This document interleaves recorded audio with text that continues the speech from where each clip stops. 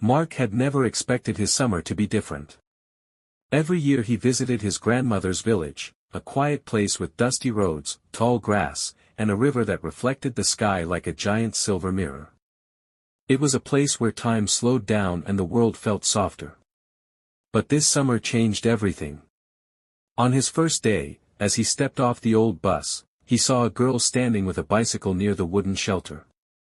Her dark hair danced in the warm wind, and the sunlight fell gently on her shoulders. She was studying a map on her phone, completely unaware of how striking she looked. When she finally looked up, her eyes were bright and full of life.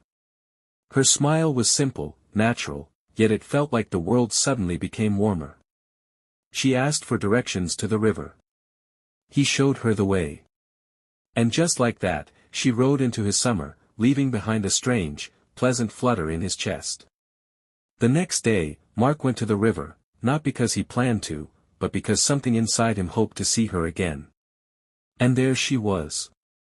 The girl sat on the wooden bridge, her legs swinging above the water as she fed tiny pieces of bread to the ducks. She looked peaceful, like she belonged to the quiet rhythm of the village. She smiled when she saw him. Not surprised, more like happy. They talked, but only a little.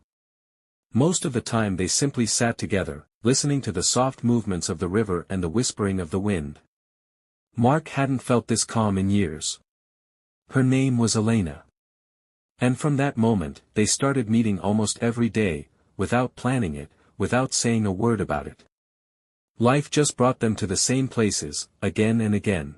Elena showed him the places she already loved, the field full of white daisies, the tall pine tree near the old fence, the abandoned shed where she drew small sketches on the walls with charcoal. She saw beauty everywhere, in sunlight, in clouds, in the sound of grass. And Mark began to see beauty differently too, through her eyes. Their days were filled with simple joys, long walks, quiet evenings by the water, playful races on bicycles, and endless conversations about dreams and fears. Mark felt himself changing, becoming lighter, braver, more open, but even the warmest summer cannot last forever. Sometimes Mark caught sadness in her eyes.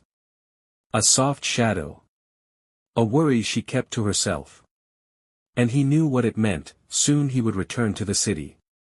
The night of Ivana Kapala festival was the most magical of all. Lanterns glowed, bonfires cracked, music floated in the air like a soft wave. And in the middle of all the brightness stood Elena, looking almost unreal in the glow of firelight. They spent the night together without many words. Their silence said enough. Near midnight, under the sky full of stars, Mark gently took her hand. She didn't let go. Later, on the quiet wooden bridge above the dark water, they shared their first kiss, soft, careful, filled with emotions they had both been afraid to reveal. It felt like the whole world stopped breathing just to give them that moment. The last days of summer were heavy with unspoken feelings. The day before his departure, they sat under an old pear tree, their secret place. Inside a small glass jar hidden in the tree's hollow, they kept tiny notes for each other, small thoughts, wishes, memories. Elena gave Mark a simple bracelet made of 2 threads, white and blue. "One is yours," she said softly. "And one is mine." He wore it immediately.